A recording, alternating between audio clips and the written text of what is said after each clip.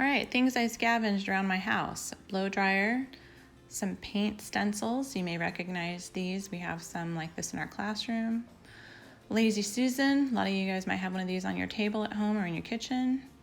Ruler, spoon, piece of wood, gift card cut up into a rib, knife, fork, mason jar lid, piece to tie up a turkey with. I know, weird.